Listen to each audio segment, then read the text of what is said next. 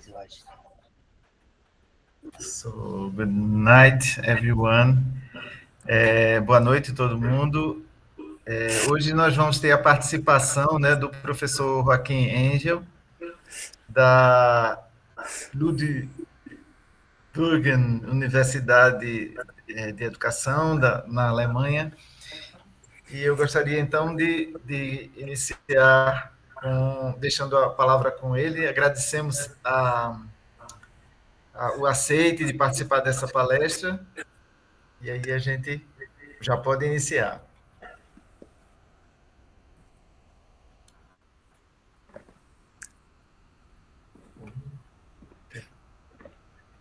Professor. Could you start? Okay. Okay. Boa noite, Brasil. I'm sorry that I'm not speaking Portuguese. I'm Joachim Engel, as I was introduced. If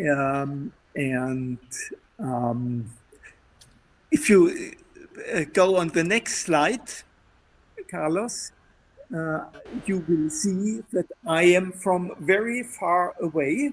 Okay, we had some technical problems and these slides were supposed to be animated first. You should see a map of Brazil and that extends all the way to Germany, and then another map of Germany, and I'm located in the southwest of Germany, just north of Stuttgart, Ludwigsburg. Okay.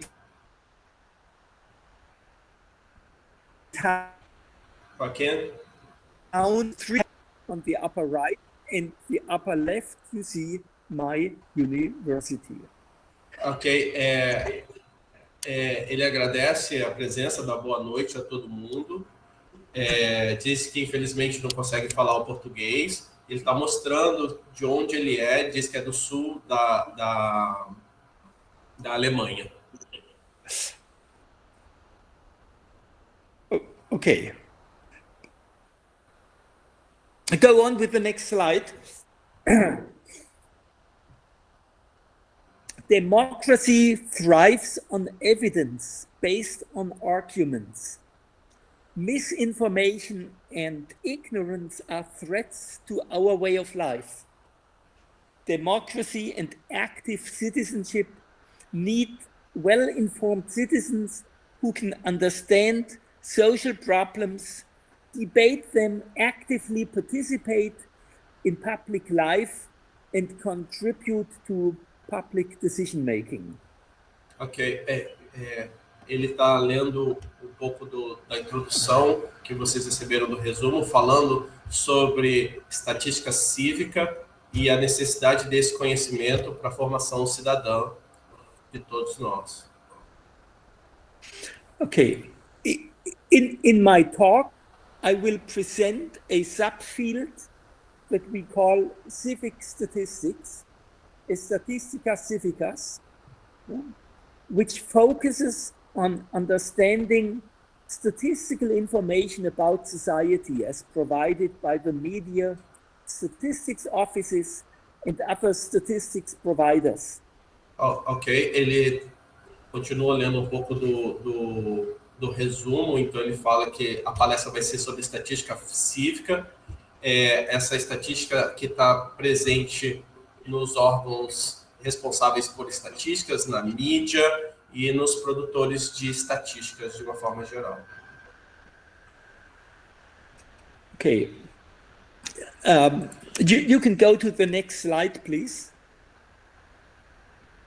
Okay. When we think about the nature and the origin of statistics, quando você pensa na natureza da estatística, dictionaries trace the source of the word statistics from the Latin word status in Latin, yeah? Or statista, Italiano, statistic in Alemão, yeah? And that means the science of dealing with data about the condition of the state or the community. Então, a origem da palavra estatística em várias línguas diferentes ela vem de questões do Estado. E é isso que ele está falando nessa introdução. Statistics is about matters of highest importance to human affairs. It is about our comprehension of the world around us and how that comprehension affects the lives we live, our health, wealth, our well-being, our understanding of the state of our planet and the condition of our local communities. A estatística ela tem relação com uma interpretação do nosso mundo, o que está ao redor de nós, na nossa vida no planeta, as condições como as comunidades vivem. The discipline of statistics emerged in response to the perceived needs to understand phenomena better of our world and to address important problems in a broad range of disciplines which involved uncertainty. Yeah?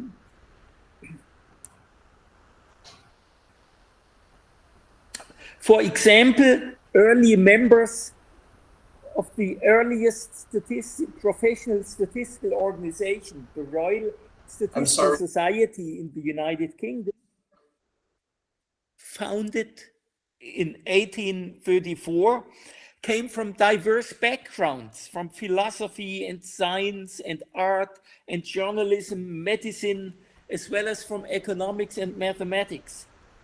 They were driven by the desire to develop and apply new methods to help understand the world around us and to act to make the world better.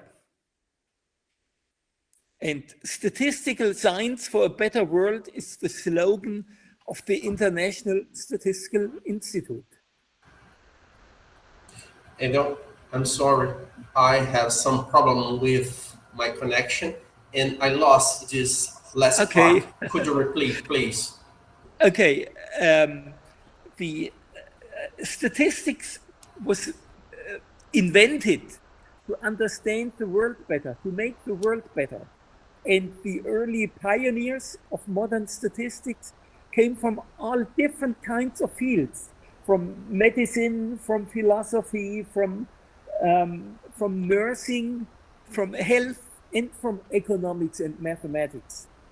Okay. And they were driven by the desire to understand the world around us better and to improve the conditions of life.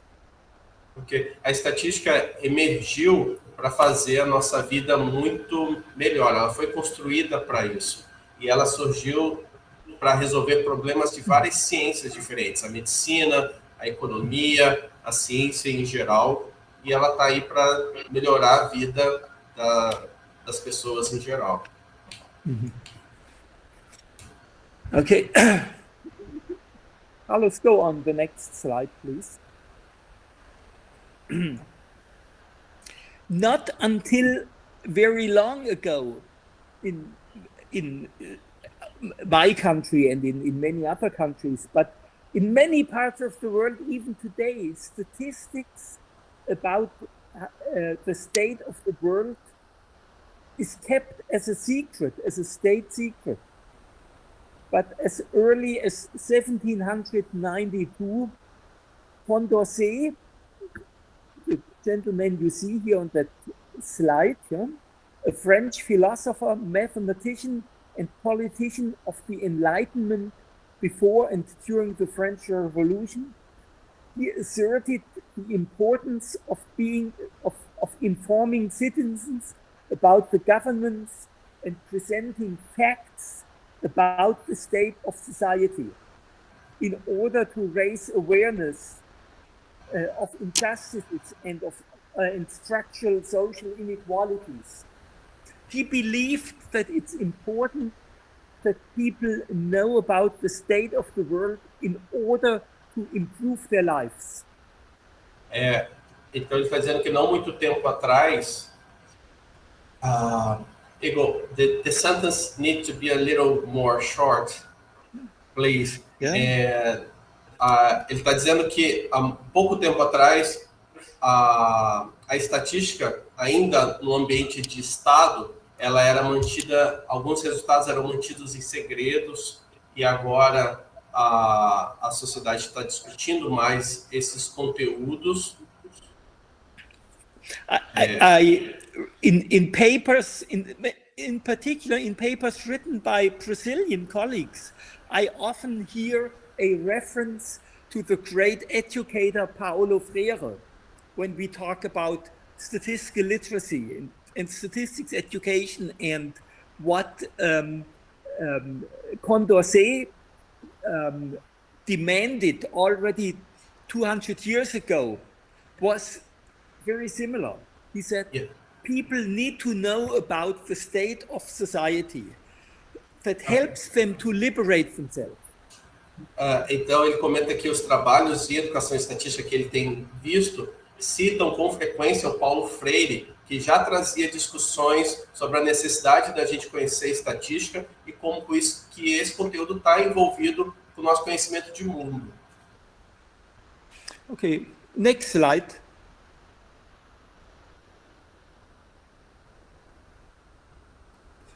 Okay, this is a contemporary German, a highly regarded psychologist, cognitive psychologist, Gerd Gigerenzer, and you can read the quote, the complete quote in Portuguese. I can only read it to you in English. Paternalism is older than statistical thinking, and secret data is older than open data. The traditional enemies of statistical literacies have been authoritarian government and a lack of public education. But for democracy to work, citizens must be well informed and capable of reasoning based on facts. Nesse momento, ele falou de um pesquisador alemão também contemporâneo e leu a citação desse autor. Okay. We can go on, Carlos. E aí ele coloca, né, a importância de que a estatística ela pode contribuir para liberar desses paternalismo e dos dados secretos, né?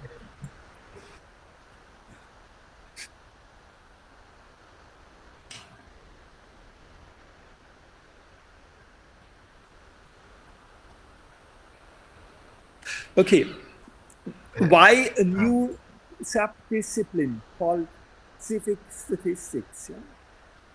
Por que uma nova disciplina Okay, como yeah. estatística cívica? Civic statistics is about the socio-economic well-being of people, of civil rights, the health of people.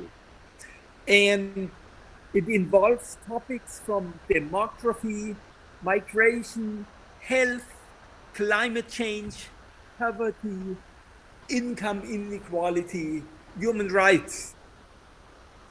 Então, a estatística cívica trata do bem-estar socioeconômico, direito civil, saúde, democracia, migração, direitos humanos. And data about these phenomena often have features that we are not taught about in our schools. The phenomena are multivariate.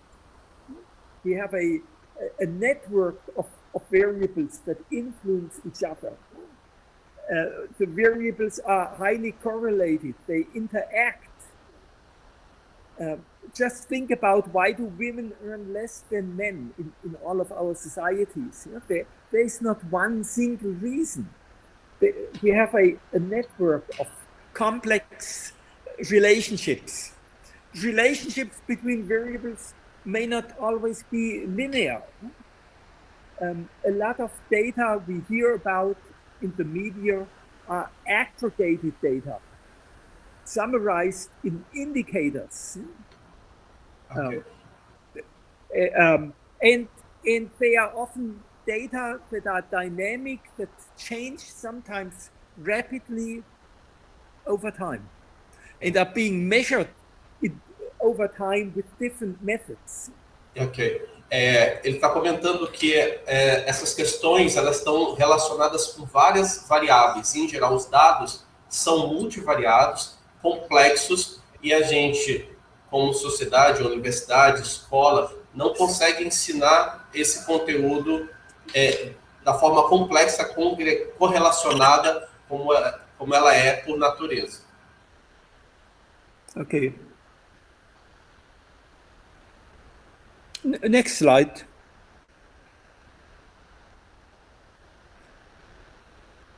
It continues. Why a new subdiscipline? Yeah? Continua com a discussão sobre por que ainda a subdisciplina. There's an importance to know about metadata. É importante saber sobre metadados. Where are the data from? Why were they collected? How were they collected? How reliable are the data?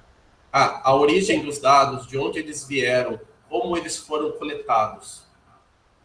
The data tell a story. Whose story is it? Saber a história dos dados. And there are issues about how data were, about measurements, how were data measured. Yeah? Later, I give you an example about the quality of democracy. How can you measure that? Yeah? How are variables operationalized? Yeah? Falar sobre as formas de medir, por exemplo, como medir qualidade da democracia. Essas discussões também aparecem. And a lot of the data are intermingled, are part of texts. And if you read a press release from Statistical Office, it's oftentimes for many people not easy to understand that. Muitas vezes os dados disponibilizados pelas organizações responsáveis não são fáceis de serem entendidos. And the social context is important. I mean, you have to know something about it's not just that we in civic statistics we look at the data as numbers, but we have to understand and interpret the numbers in a social context. A gente precisa entender os números pelo seu contexto social. Não é os números pelos números. All of that let a group of people to devise that new field, civic statistics, because we felt a need to rethink contents and methods of teaching statistics.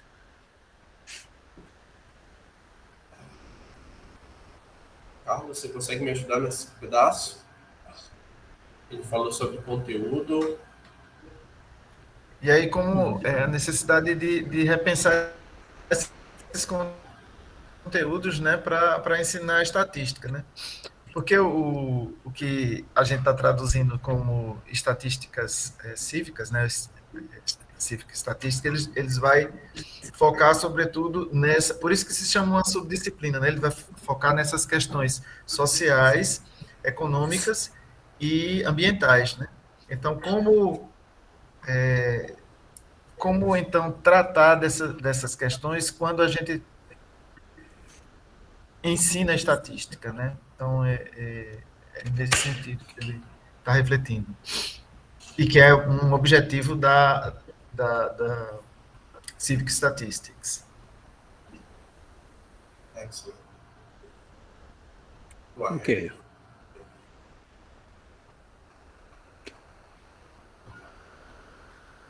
Next slide. We can go on, yeah. So what is different in civic statistics? O que tem de diferente em estatística cívica? It's about teaching statistics by using statistics for a purpose, to understand the world, and not teaching a technique as a purpose in itself. Ok, é não ensinar a técnica como uma proposta em si mesmo, é pensar no contexto em que esses números, esses dados estão envolvidos.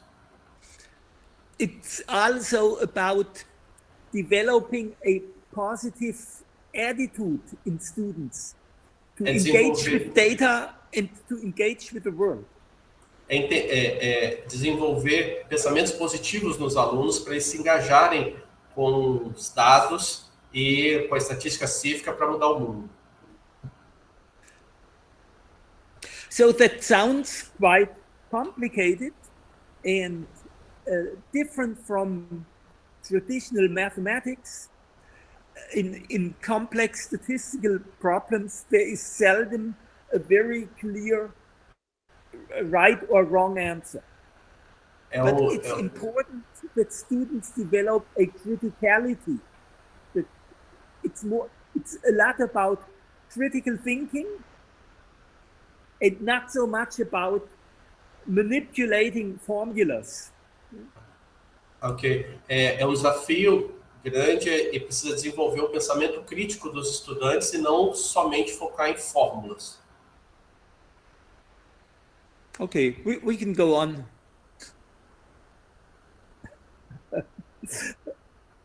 Okay. And for example, it's important to ask where are the data from? How were they collected? What is being measured and how is it measured? É importante questionar de onde os dados vieram, como são essas medidas, como elas são calculadas. And yeah, I already said, whose story do they tell? Yeah. Que história que essas medidas contam para a gente? And oftentimes it's important to look with statistical methods and statistical thinking at a problem from different perspectives, not just from one perspective. É importante olhar em várias perspectivas e não somente por um ponto de vista. And in all of that, it's also important to have some knowledge about the specific social context. É importante muitas vezes ter conhecimentos sobre contextos sociais específicos. So in civic statistics, the examples are about real problems and not toy problems. A Civic Estatística preocupa com problemas reais e não problemas fictícios. Yeah, I don't know. Do you know what gummy bears are? Candy, colored sweet candy, very popular in Germany, and in some statistics classes, students learn how to estimate the number of red candy in the box. Yeah? Ok. Okay, so that's a toy problem. Yeah. Okay. Ele comenta um exemplo.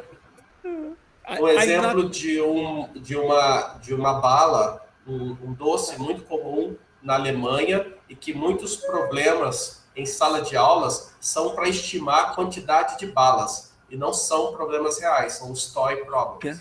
Yeah. Here we are addressing serious problems. Okay, next slide, please.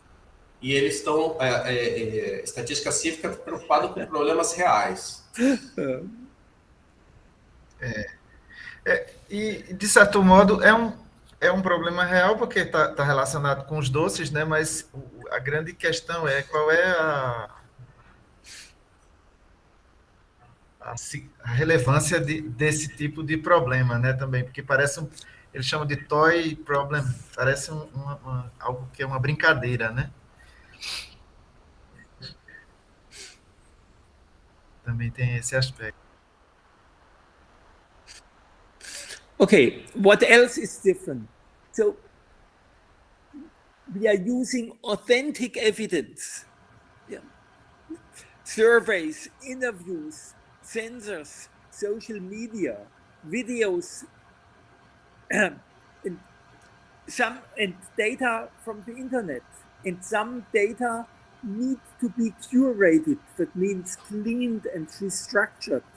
There may be missing values. There may be values that don't make sense. Ele está falando de uso de evidências autênticas e de dados provindos de pesquisa, de entrevistas, de redes sociais, e esses dados muitas vezes não são limpos, organizados. Tem dados faltantes, eles precisam ser organizados. Okay. Go on to the next slide, please. Okay, and that also means we have to apply technology, tools for the search of data. Precisa usar tecnologia. Tools to display data. Yeah? And with modern computer graphics, there are many diverse and novel ways to visualize data. Já existem várias ferramentas de visualização de dados e precisam ser usados esses dados, essas ferramentas. But fortunately, there are good tools, even tools that are easy to use, where you do not have to make any coding for analysis and visualization.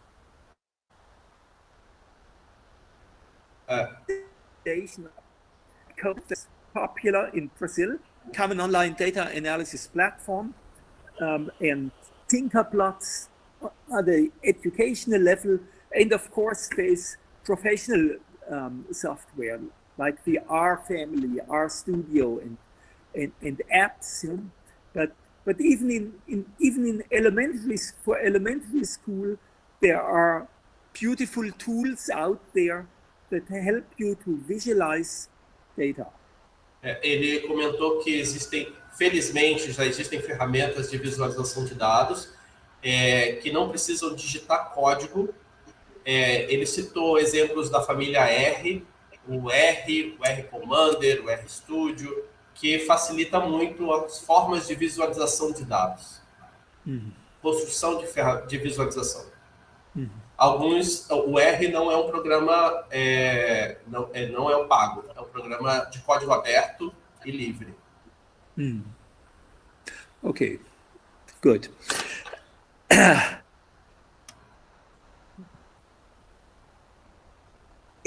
In our project, we develop a framework to understand what is needed for civic statistics. And this conceptual framework describes what is needed by students or by citizens in general, so that they can critically understand the statistical information that they see, read, and hear about, and in order to engage with underlying societal or economic issues. This framework... Yeah, okay. No trabalho, eles desenvolveram uma estrutura básica para simbolizar o que é necessário para o desenvolvimento da estatística cívica. This framework is organized around 3 key dimensions, involving engagement and action, knowledge and enabling processes. Okay. Então, esse framework, essa estrutura é dividida em 11 tópicos e, principalmente, ele destaca as 3 principais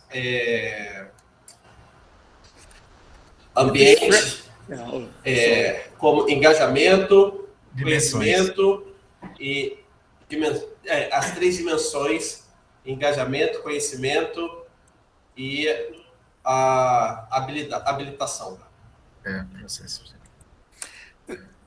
The framework identifies knowledge bases covering selected statistical and mathematical constructs and skills, core literacy and mathematical skills, like understanding models and modeling, multivariate ideas, and textual representations.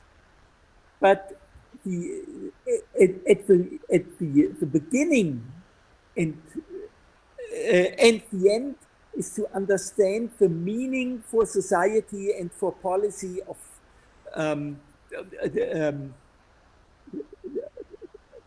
the analysis. Então ele fala dos conhecimentos básicos, do desenvolvimento de habilidades que são necessárias para a estatística cívica. Ele comentou sobre o entendimento de modelos, comentou sobre domínio de alguns conhecimentos matemáticos e basicamente comentou sobre essas dimensões que estão nesse framework, nessa estrutura de desenvolvimento da estatística cívica. The facets that are here in color red, you may recognize them. These are the typical statistical contents that you may encounter in traditional statistics classes. Então, essas dimensões em vermelho são as que a gente, em geral, tem mais contato nas aulas de estatística. But a good statistics needs also excellent communication skills. Bons estatísticos precisam de habilidade de comunicação. To read complex texts, it requires ICT capacities. These are, how would you say, information and communication technology capacities to search for data. Além da habilidade de comunicação, a habilidade de leituras de textos complexos. But at the beginning and the final goal of the analysis are aimed at what does all that mean, how does all that help our community? What does it mean for society and policy? Do começo até o final, o objetivo precisa ser como o significado desses resultados para a sociedade. We can go on with the next slide. Leandro, você consegue continuar por aqui e ajudar um pouco? Yes, I can. We are changing the translator here, Joachim, for Alexandre to have a break. You can go on. Okay. Okay, I will explain the first three facets a bit more. I mean, at the heart and the reason for civic statistics is what is the meaning of your analysis for society and for public policy. And that implies that we have to recognize that there are certain problems in our society, and there are certain policies that these problems can be addressed by. Tá. Ele está explicando agora o que é o coração da estatística, né? Ele chama de coração. E quais são as razões dessa estatística cívica. The decisions... sorry. Na verdade... just a second, Joachim. I'll try to turn off my microphone here. Yeah. Just a second.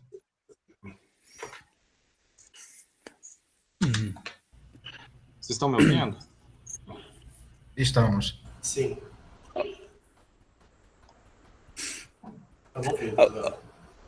Vocês me ouvem? Sim. Sim. Ok. Estou ouvindo vocês agora. Sim. Então, ele estava explicando, né, que o coração da estatística ele tem a ver com essa resolução de problemas que são problemas da sociedade, problemas políticos, problemas que estão na vida das pessoas, né? Então, o coração da estatística é isso. Joachim, you can go on. I solved my technical problem here. Yeah, okay, good.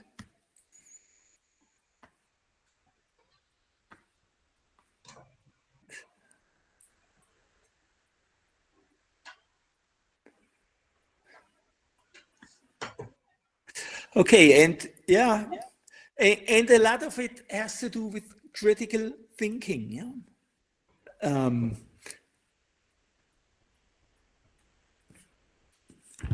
As I already said in the past, yeah, I mean, okay. Eu já tinha falado isso anteriormente, né? Okay, sure, that still belongs to the first part. I mean, statistics and data can inform better policy setting, yeah? And citizens can influence the policy setting when they understand the evidence that's behind it, yeah? Porque as pessoas elas podem influenciar a própria estatística quando elas entendem as evidências que estão por trás dos dados que elas estão coletando, né? Então não é só fazer estatística, mas também com a estatística influenciar politicamente as situações. Okay, I think let's go on a bit. I want to move on to some further topics here that summarizes the importance of critical evaluation and reflection. Yeah? Sure, any modern pedagogy emphasizes the value of critical thinking, and here in our context, it's a very important part. Tá, ele pediu para a gente mudar para frente, né, um pouquinho para frente, então a gente está numa parte que vai falar um pouquinho mais das questões pedagógicas, e aí ele diz que é importante falar a respeito dessas questões pedagógicas para enfatizar o quanto o contexto é importante para avaliação crítica e reflexão, né, e a estatística. Okay. And students need right dispositions and attitudes, beliefs. Yeah, they have to have beliefs that they want to engage with empirical evidence. Yeah? Os estudantes eles precisam de atitudes, motivações, crenças, né? Eles precisam mudar os valores deles em relação à estatística. Então esse precisa ser um movimento docente. Students need to care about the issue.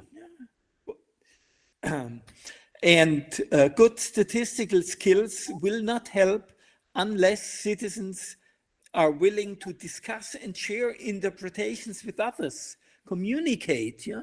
Are willing to invest in finding more data and reports. Os estudantes eles precisam se interessar pelo assunto, né? Eles precisam se comunicar, eles precisam, de certo modo, estar interessado em investigar os dados, em comunicar o que tem por trás daqueles dados, conversar um com o outro. A critical attitude towards statistics is good in the sense of a friendly skeptic who is willing to investigate and to question statistical conclusions. But on the other hand, the critical attitude is not helpful if it denies the importance of empirical evidence, yeah? As some people have that say, don't believe in any statistics that you have not made up yourself. Yeah? A estatística ela precisa ajudar, né, nessa questão da comunicação, mas ele precisa, de certo modo, mudar as crenças em relação aos próprios dados que os alunos venham a ter, né?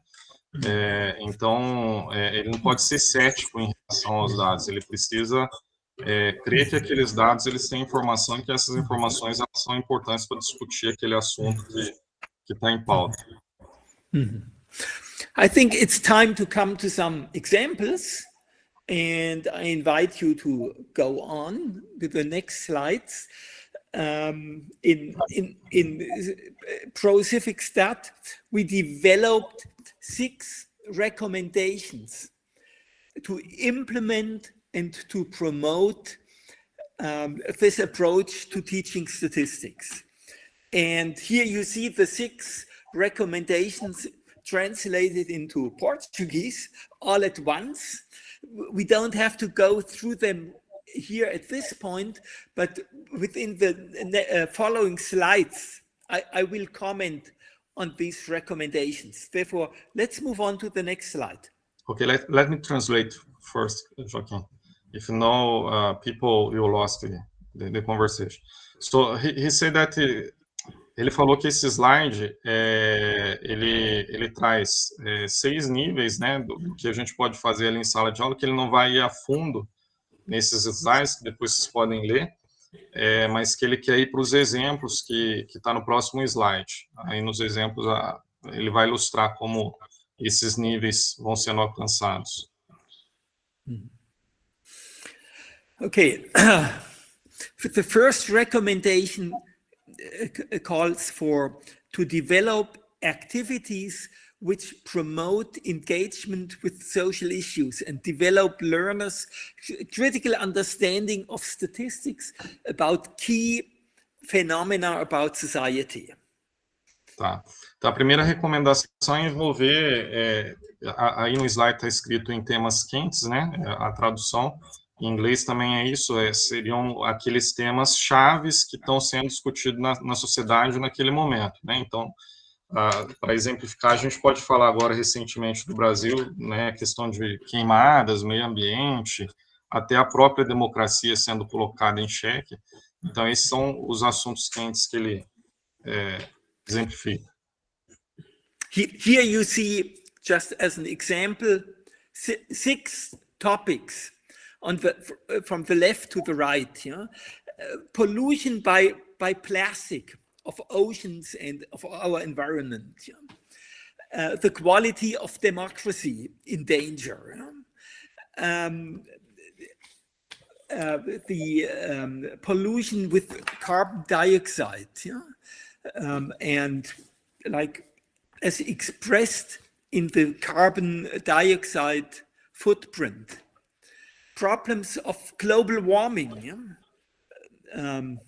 Very serious, and I mean, probably the most serious problem facing our world nowadays. Problems of economic inequality and injustice. Or the last photo on the right is about freedom of speech, yeah? And freedom of journalism. Yeah? These are just a couple of examples that are about deep social issues that can be addressed with data and can investigate it with data. Ele mostra aqui 6 exemplos, né, que estão nessas imagens que vocês podem ver. O primeiro aí que é a poluição dos oceanos, né, os plásticos. Aí o segundo é a democracia, né, sendo colocada em xeque, quer dizer, isso é um problema mundial, não é um problema só aqui que a gente viveu no Brasil. A redução de carbono, né, o aquecimento global, aqui eu estou 40 graus em Tuiutaba, queimando aqui com calor, quer dizer, estou sentindo na pele aqui esse problema.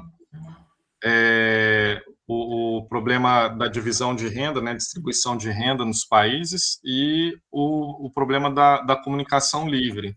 Né? Então, todos esses são situações que podem ser explicadas com estatísticas, e a estatística ela também pode ajudar a direcionar soluções. Okay. The second recommendation: use socially relevant data and texts and highlight the many features of civic statistics. For example, the multivariate, dynamic and aggregated nature of social phenomena. Yeah. Tá. Aí ele também traz agora a segunda recomendação, que é para a gente sempre utilizar temas, né, textos que são socialmente relevantes para realçar as características daquilo que ele chama de estatística cívica, né? Principalmente a característica da multivariada dos dados, né, que são coletados. Então, o problema, né, em falas anteriores, ele disse que um problema estatístico, quando a gente vai analisar ele tem várias variáveis, né, ele é complexo, ele precisa ser olhado por diferentes fenômenos, e aí eu acho que ele vai dar os exemplos agora. Where do you get this data from? Here are a couple of examples. There's a website called Our World in Data, operated by the University of Oxford in the UK, that has on many very important and hot topics data, and also graphics, and represents the data, but you can also access the raw data. And Gapminder is a very popular source of data, that teaches you about the state of the world. Tá. Aí okay, yeah. Okay. Sorry. Ele cita alguns exemplos de lugares que a gente pode coletar os dados, né? Aí ele fala da universidade, eu não recordo o nome, mas acho que é de Oxford. Tem os dados acurados, né? Que a gente pode ir lá. E aí ele cita também o exemplo desse site que chama Gapminder. E aí ele não falou isso, mas eu adianto, né? Que esse Gapminder ele tem várias abas que a gente pode circular lá e pegar dados, por exemplo, do Dollar Street, que são fotos, vale a pena explorar, né? E aí eu acho que ele vai falar dos outros. Aqui no Brasil, IBGE, tem vários. Wording Data, ele também permite, além da visualização, a coleta de dados que chamam de dados cru ou microdados. Pronto. Ok, Joachim, we are explaining how this Gapminder and the other work. Do we have to come to an end? Yes, we are. Not that just the three last ones that to present. We didn't talk about it. Would you like to talk? Data Commons, Brazilian Technical Corporation. Yeah. Okay, then let's move on. Yeah? Okay, no, just one comment here, and of course we have official statistics that provide data. United Nations on the Sustainable Development Goals, or national statistics offices. Here I found ABC from Brazil, or non-government organizations. For example, Human Rights Watch, or recently I discovered a wonderful data set from Reporters Without Borders about freedom of press around the world. Tá. Então ele cita que a gente pode encontrar esses dados oficiais em várias agências oficiais, né, governamentais, mas a gente também pode encontrar esses dados em agências não governamentais, como Human Rights Watch, e aí ele falou mais algumas aqui das Nações Unidas e outras, né, que a gente encontra dados livres e que esses dados podem e precisam ser trabalhados em sala de aula. Okay, let's move on. Third recommendation: embrace technologies that enable rich visualizations and interaction with data about relevant social phenomena. Tá, e aí a terceira recomendação é usar os recursos tecnológicos, né? E aí esses recursos tecnológicos, né, vários deles eles permitem a visualização, mas não só a visualização, a interação com os dados, né?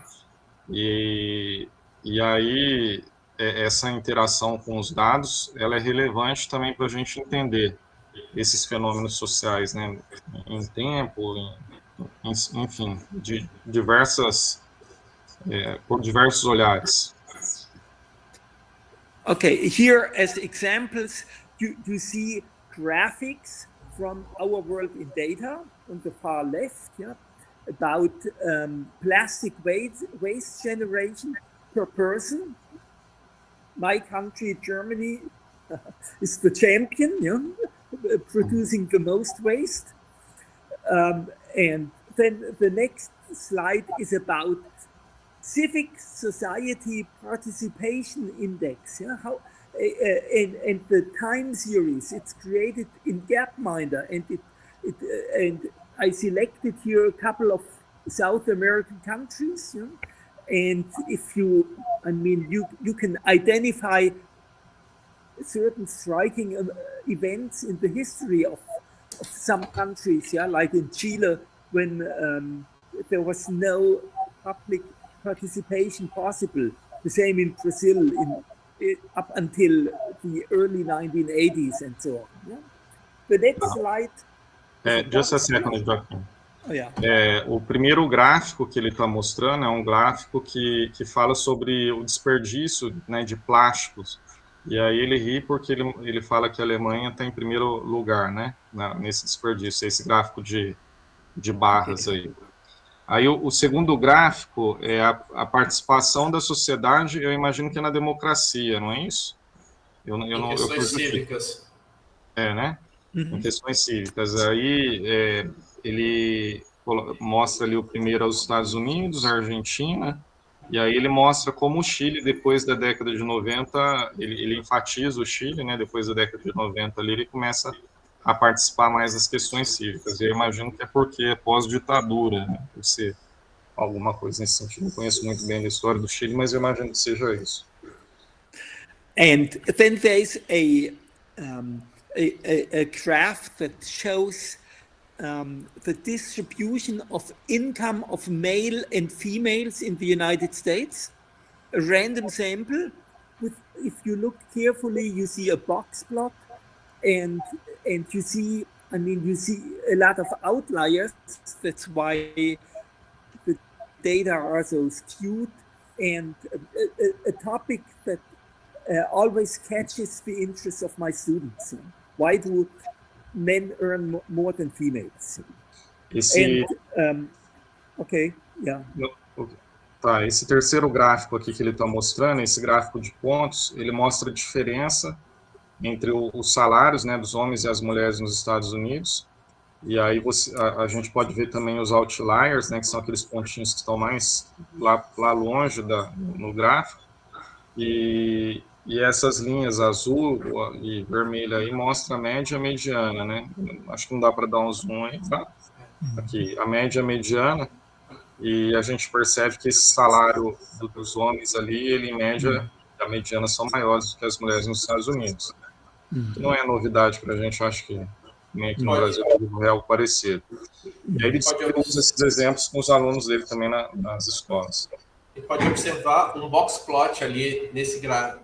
Tem um box plot para o masculino e um box plot para o feminino. Yeah. The boxes are not easy to discern, but there are boxes. Okay, and the last is a representation with CODA. About the carbon dioxide footprint as a time series for various countries. I think the yellow one is the United States, the green one is Germany, and then I added Argentina and Brazil. Okay. Aí esse próximo último gráfico aí é um gráfico de emissão de carbono, né? E aí a primeira linha aí mostra os Estados Unidos, que é o maior emissor de carbono, e depois em verde vem a Alemanha, vermelho a Argentina e o último é o Brasil, muito provavelmente porque a energia que é gerada, né, majoritariamente por hidrelétrica e nesses outros países de outra forma. I don't know. Is CODA popular in Brazil? Okay. Sorry. If we had time, I had thought of giving you a demonstration, but I will skip that. But you see a link there, and if you press that link, you can investigate these data yourself. You can play around a bit with it. Eu esqueci de falar que ele falou que esse gráfico é um gráfico feito pelo Kodak, né? E aí ele indica aí embaixo que esse link, para quem não estiver familiarizado, ele pode entrar nesse link e olhar. E se ele tiver um pouquinho de tempo e a gente estiver interessado, que no final ele pode mostrar um pouco de como funciona. Joachim, we are not from... I think not all of us are familiar with Kodak, so if you can show something after your talk, we will appreciate. Okay. Okay. Next slide, please. And the fourth recommendation is about critical thinking. Adapt teaching methods to develop skills of critical interpretation applicable to a wide variety of data and textual sources.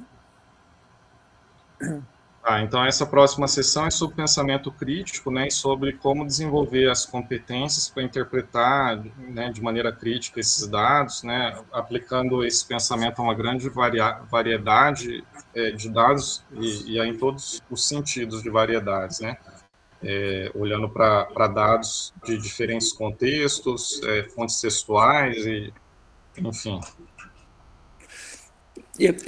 This approach to statistics is very much about critical thinking and not so much about manipulating mathematical formulas.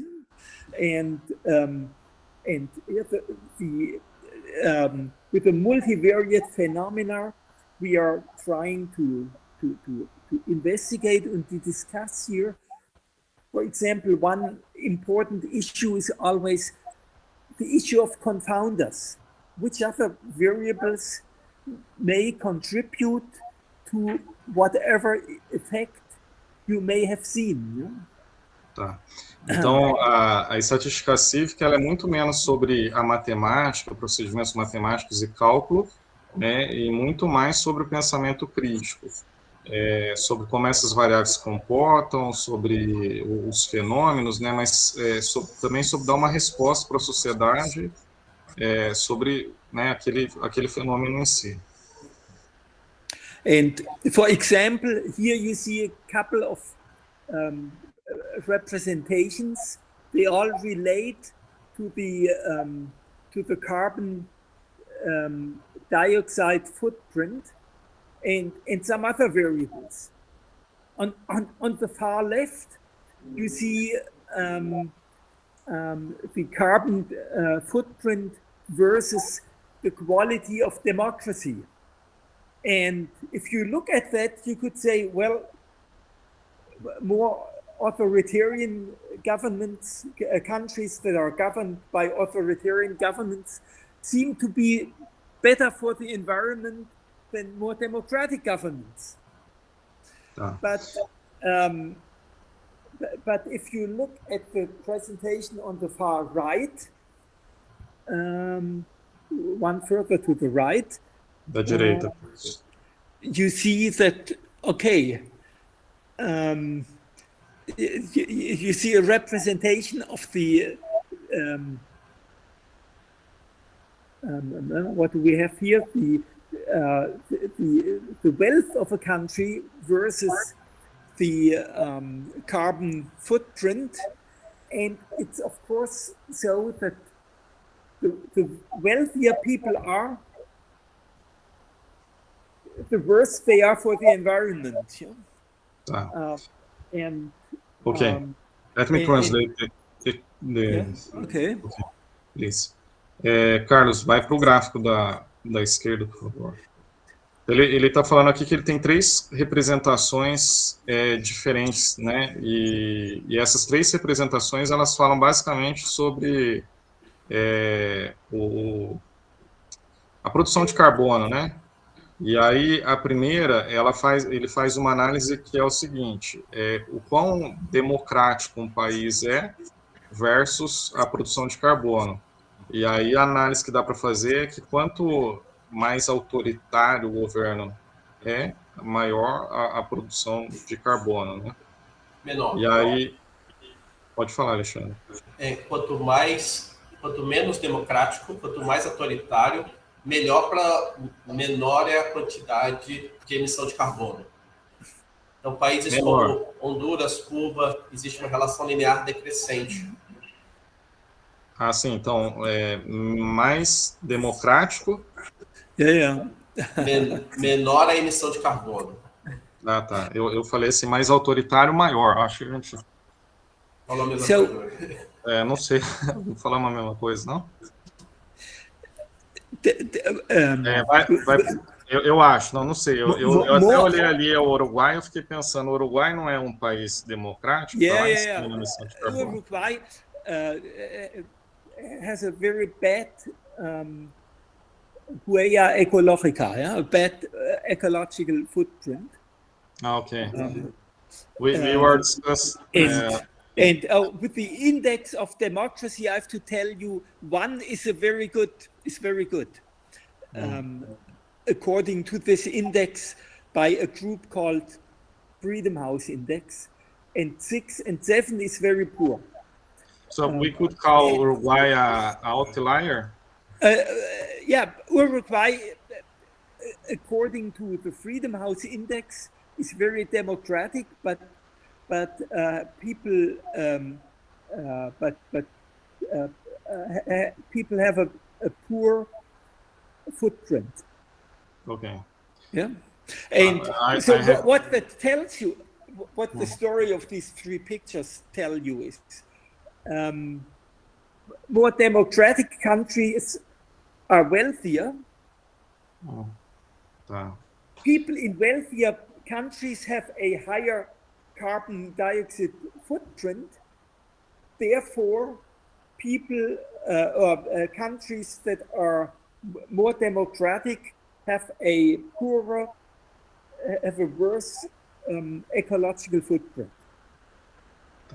But you cannot blame democracy for that. Ele fala que tem alguns exemplos ali que quanto mais democrático o país, também, né, ele tem uma produção maior de carbono. E aí que a gente, no final, não pode culpar a democracia por isso, né, mas que isso acontece em alguns casos.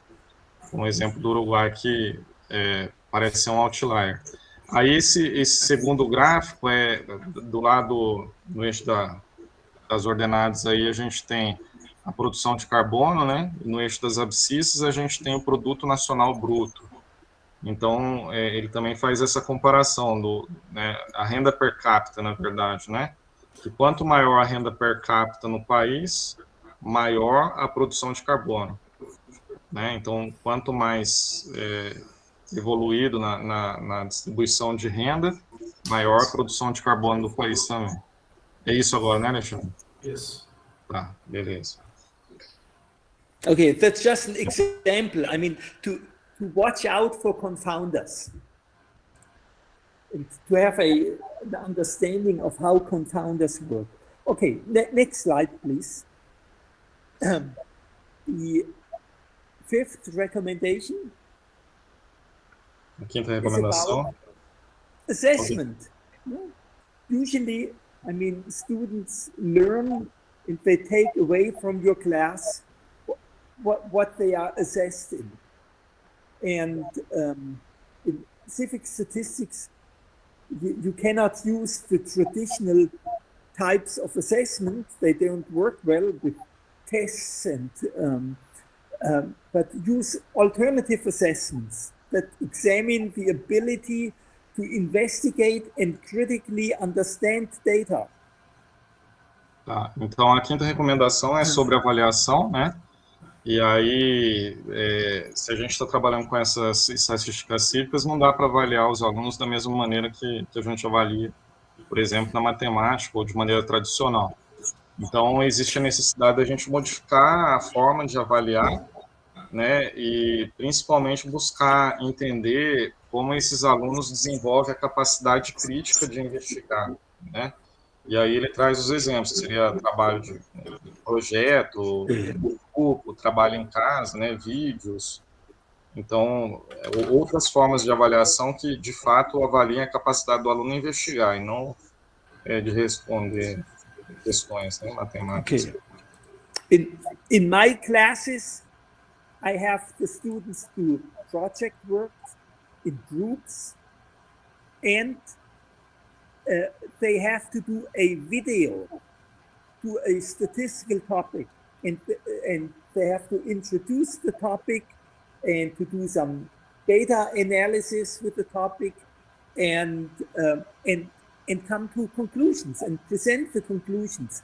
And here you see a couple of examples, yeah, about pollution on the street, about racism in football, about economic inequality, about the melting of glaciers, and many other topics. Yeah? Tá. Na sala de aula dele, ele costuma levar os alunos a fazer um projeto de estatística. Nesse projeto, eles precisam desenvolver um vídeo. E aí, nesse vídeo, eles precisam passar por todo o processo de investigação e trazer as conclusões baseadas nos dados estatísticos, né? E aí ele cita alguns exemplos. Ele fala da questão do racismo no futebol. E aí os outros exemplos, qual mais que ele falou? Da pobreza, desigualdade e do derretimento das geleiras. Das geleiras, isso. E ele falou que tem muito mais outros exemplos para dar. Originally, I thought that's demanding too much the students to make a video, but I learned they are much better in making videos than I am. You know? They are the generation, they are making videos all the time. You know? Tá, ele ao longo do tempo ele começou a perceber que os alunos eles são muito bons em fazer vídeos, né? Que ele não tem essa habilidade, mas os alunos têm. Então, que ele não precisa se preocupar com isso. Que os alunos sabem fazer isso, né, de maneira bem tranquila. Okay, I think I have to come to a conclusion, and I have a last sixth recommendation that goes beyond the teaching to promote changes in the way that we envision. We need a broader approach and engage stakeholders and all people that are involved in the educational system at all levels to make changes to promote the understanding of statistics about society. Tá, e aí a sexta recomendação, né, é que a gente precisa de uma mudança sistêmica, e para fazer essa mudança sistêmica a gente precisa envolver várias pessoas, né, que estão envolvidas nesse processo de educação, para que elas entendam que a estatística é sobre a sociedade, sobre estudar esses dados da sociedade e resolver problemas da sociedade. E aí ele dá os exemplos aí que está no desenho, que é para envolver diretores, né, os pais, a comunidade, o Estado, né, que todo mundo precisa ser envolvido para entender que a estatística ela tem uma forma diferente de ser aplicada.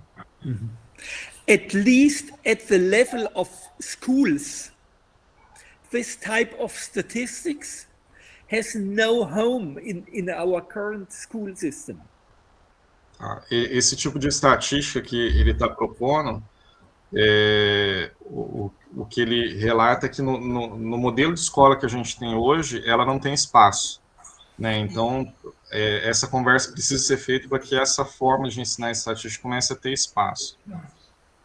The mathematics teacher says, I have no time to teach also about climate change in my class. And the social science teachers avoid anything related to statistics at all. Tá. Os professores de matemática, eles evitam a estatística porque eles acham que não faz parte, né, da matemática. Ali, ou quando ensinam de forma procedimental. E os professores das áreas humanas, né, das áreas sociais, eles evitam estatística porque a estatística tem números. Né, e aí, quer dizer, tem um buraco no meio que nem os matemáticos a tratam como devia, nem o pessoal de ciências humanas. But coming back to my first slides, statistics is about understanding the world around us and to address the problems that we all are confronted with in the world around us.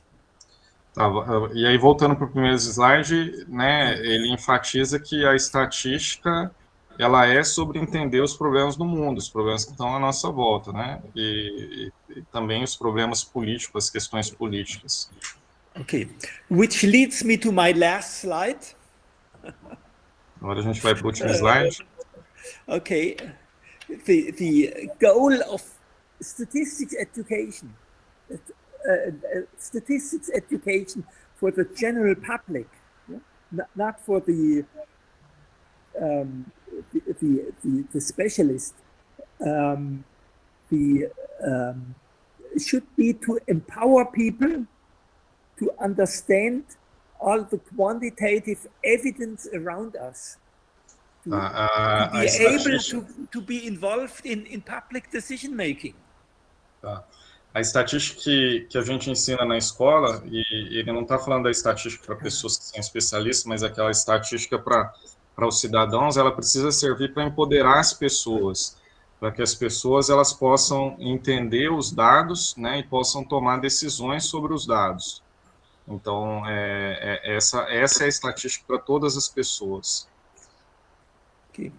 This type of teaching statistics is a teaching of statistics not for its own purpose, but as a tool to better understand the world. Então, é uma maneira de ensinar a estatística não por um propósito da estatística, mas a ensinar a estatística como uma ferramenta para entender melhor o mundo, né, o comportamento do mundo. And it's more about reasoning with data and critical thinking than about managing mathematical formulas. É mais sobre o raciocínio, é mais sobre o pensamento crítico, sobre os dados, do que sobre fórmulas matemáticas, sobre manejar fórmulas matemáticas, executar, né? But I believe it's essential for civic participation, for participation of people in public affairs, and essential for a democratic culture. Ele acredita, né, que a estatística a cívica ela é essencial para que as pessoas elas participem de forma ativa na democracia, né? Okay, I still have another slide. I announced that as my last one. That wasn't true, Carlos. In our group, we wrote a big book. It just got on the market in March this year, about teaching. It's entitled "Teaching Statistics for Empowerment and Social Engagement," and written by the group who developed civic statistics, but also some additional authors joined the group, and one of them is Carlos, who also contributed with a chapter to this book. Tá, ele tinha falado que aquele era o último slide, a gente tinha esquecido desse, né? E aí ele está falando do livro, né, que eles produziram, que é um livro que vários autores falam sobre esse projeto Pro Civic Estatística, que o Carlos, né, é um dos autores desse livro aí, tem um capítulo no livro. The book has 26 chapters. 6 of them are free and open access. You just can go to the internet and download them. The others are not free, but if you write an email to the authors, you get a pre-publication copy. You can request a pre-publication copy of it. Esse livro ele tem 26 capítulos, né? 6 desses capítulos eles são livres, mas se vocês tiverem interesse nos outros, vocês podem escrever para os autores, que os autores podem enviar a primeira versão, né, desses textos para vocês terem acesso. As a first contact, I recommend Carlos to you.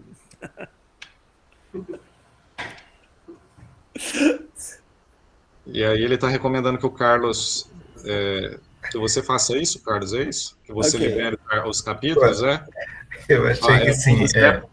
Isso, quem quiser é só mandar um e-mail para o Carlos vai liberar o capítulo para todo mundo, né? É só escolher. Okay. E dois desses capítulos o Engel, o Joachim enviou para a gente, né? Tá disponível, vocês provavelmente tiveram acesso para ler. Okay. And still, the very last slide is just the say goodbye slide. Okay. Thank you for your patience.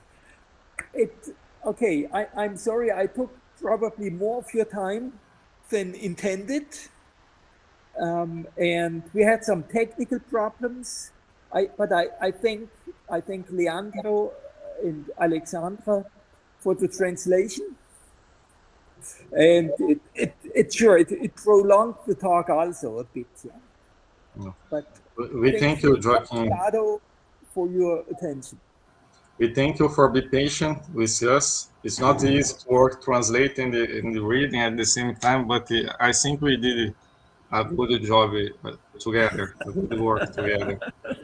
It's a big challenge. Thank you. It was a pleasure. Yeah, it was my pleasure to have the opportunity to talk to you, to see at least a number of you, and I'm always thrilled. I'm amazed by our international community. That então, o Joachim agradece a todo mundo. For me. O Joachim agradece a todo mundo, né? We learn from each other and that we inspire and we discuss each other. O Joachim está agradecendo a todo mundo, né, pela participação, que ele fica feliz de ver essa sala cheia também, né? E que com essa conversa todo mundo aprende e ele está muito agradecido. Desculpa os problemas técnicos, a tradução e essas coisinhas aí, mas no final acho que deu tudo certo. Carlos, com você. Okay. Thank you, Joachim. Was very good to have you. And I don't know if you have a little bit of time, if someone would like to ask you a question or a comment. Yeah. Então, gente, se vocês tiverem algum... Hoje a gente vai deixar mais aberto aí, já que a gente não pegou lá as questões de vocês, né, para organizar. Tem uma questão aqui no chat, quer que eu leia, o Carlos? Por favor. There's a question here in the chat, and the name, let me see the name. Emerson. He said that he's a PhD student. He's doing his PhD research in Amazonia, and he wants to know if you think that the civic statistics and the ethno-statistics could help to reflect about social issues and promote social justice, economic, environmental.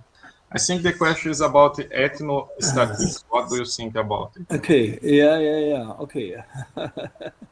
I read it in Portuguese and try to understand it.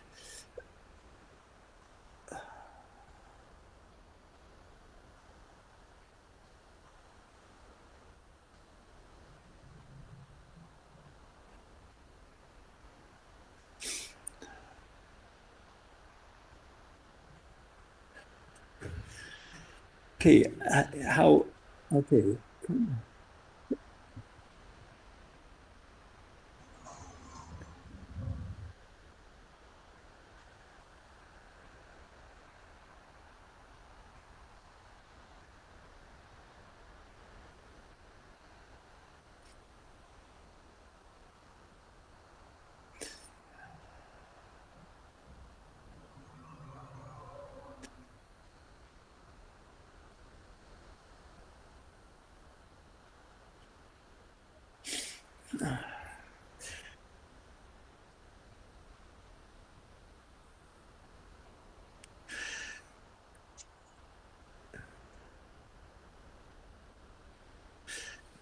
Okay, I don't know very much about ethnostatistics, but certainly next steps for civic statistics lead to something that we here call data citizens, citizens that know how to handle, assess, and critically evaluate data, and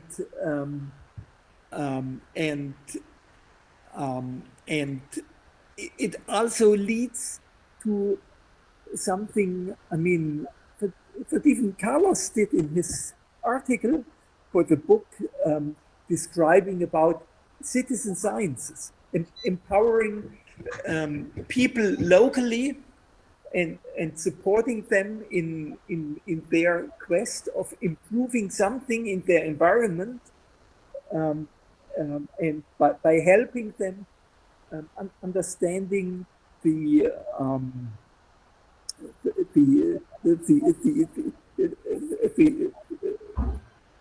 data and the quantitative evidence around the problems that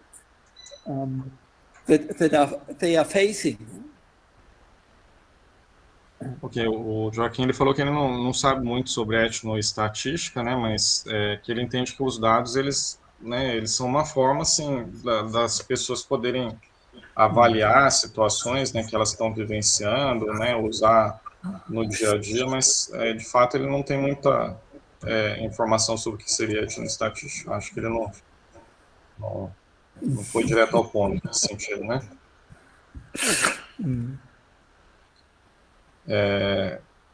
Tem alguma outra questão, Carlos? Tem uma questão aqui uma pergunta no chat. There's another question in the chat. There's another question in the chat in English. Very good. In English. Yeah. Thank you for your contribution. In a world ruled by big tech and data engineering used for social engineering, how to teach statistics literacy, preparing elementary and high school students to deal with challenges of these times. I mean, first of all, I mean, it's important to teach them trust, that they believe, okay, they can gradually reason with data and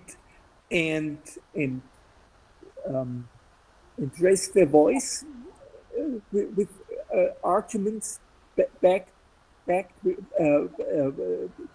by data, and they need to develop skills. Yeah, sure. They need to develop the skills in our framework. Yeah? Critical thinking, trust in themselves, caring about the issue, but they certainly need some technical skills, yeah, in representing phenomena with statistical tools, representing them in graphs.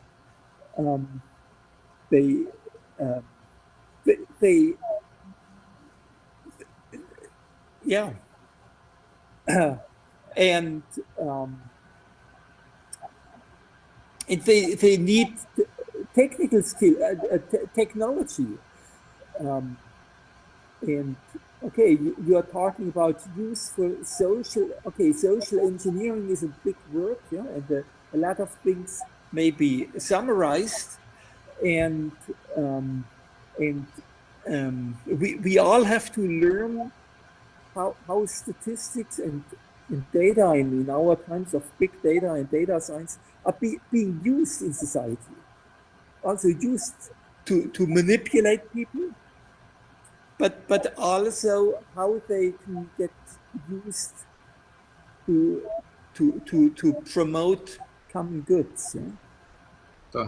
A very touchy issue. I mean, to understand how we are being manipulated with data, who's in control of our data. These are sure big issues. lead towards the ethics of data science. Tá. Então, ele falou que esse é um grande assunto, né, que a gente precisa sim, estudar a respeito disso, entender como que essas grandes empresas, elas nos manipulam, né, como que eles coletam dados, mas, por outro lado, também a gente precisa entender como que isso também traz benefícios, né? Tem dois lados. Tem isso, mas tem a questão da manipulação, né? Eles usando os dados para manipular a gente. Ele acha interessante, que ele acha um grande assunto, que a gente precisa, de fato, se aprofundar nessas questões e entender mais sobre elas. Perdi algo? Deixa eu... Acho que não foi longo. Acho que é isso. There's more questions. Carlos? Se alguém quiser fazer em português, eu tento traduzir aqui rápido. Any more questions? Alguém quer fazer alguma pergunta? Comentário?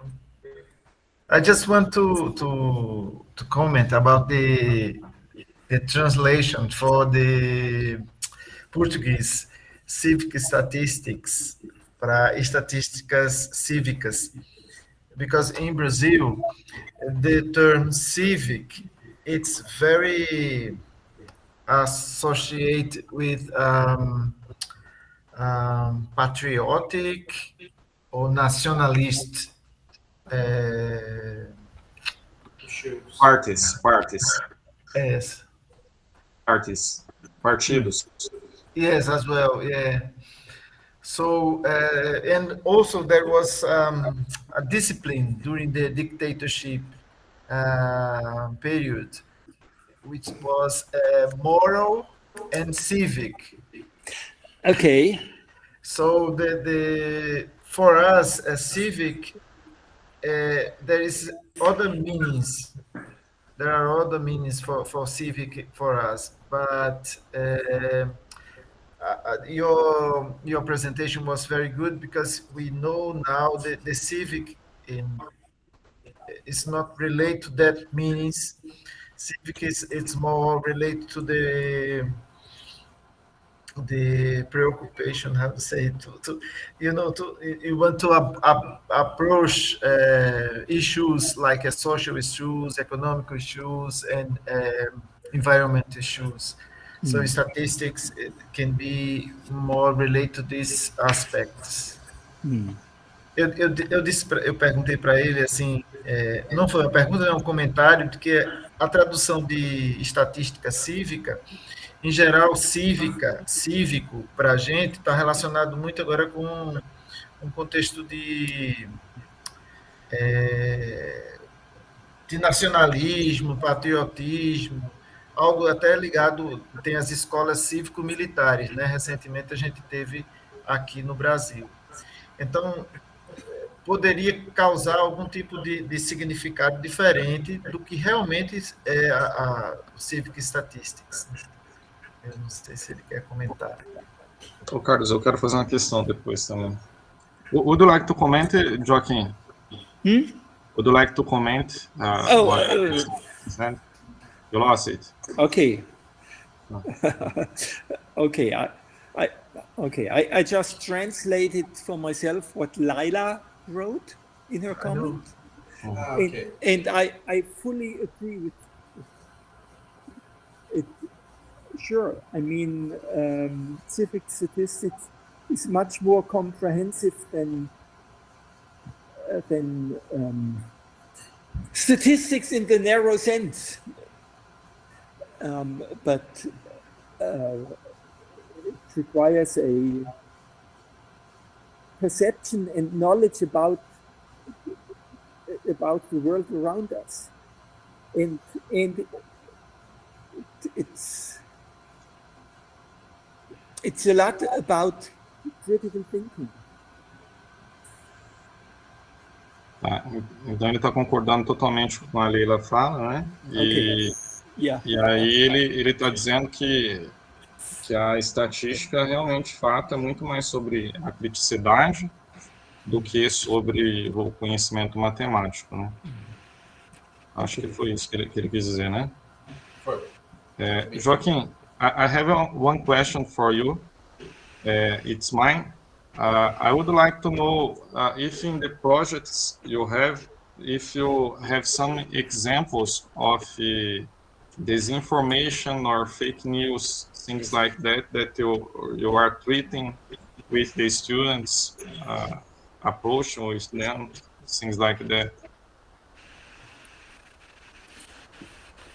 If we have examples about the disinformation issues about or fake disinformation, news,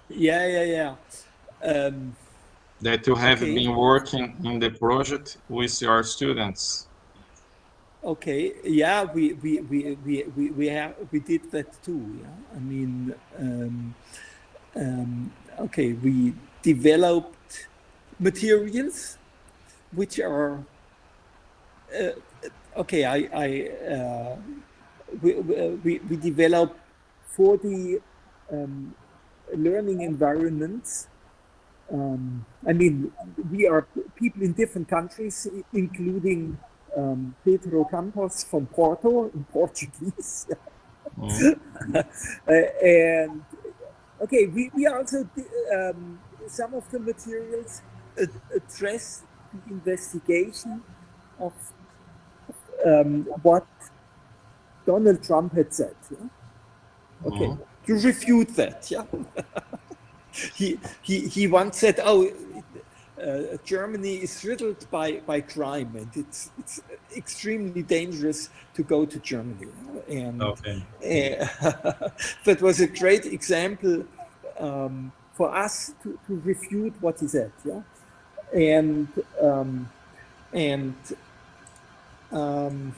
okay, we have okay. I think a big challenge for all of us is how to make sure that students have a capacity to tell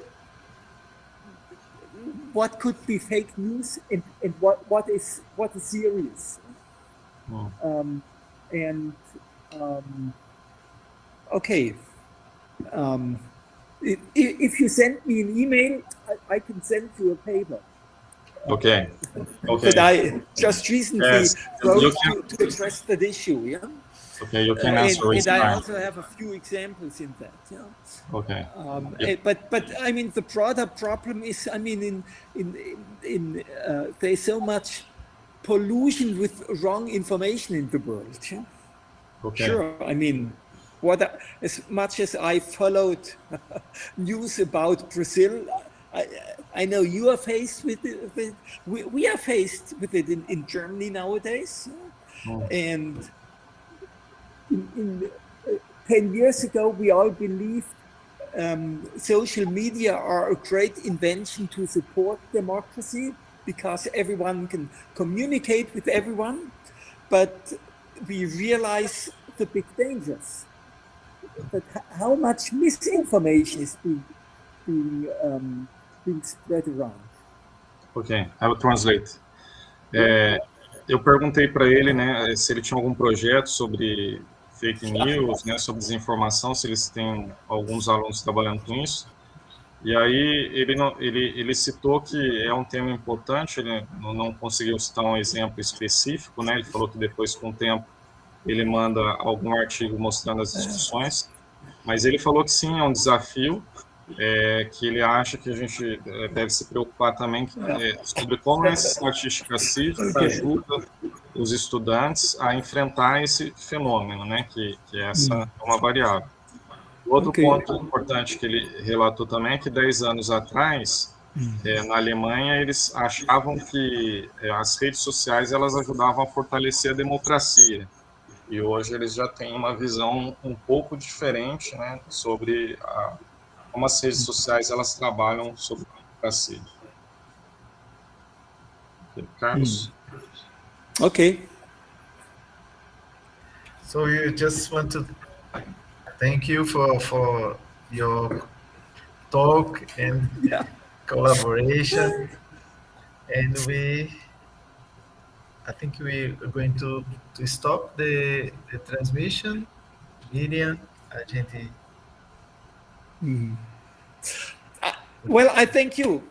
It was my Sim, pleasure eu vou to pedir. meet you all. Gabriel, por favor.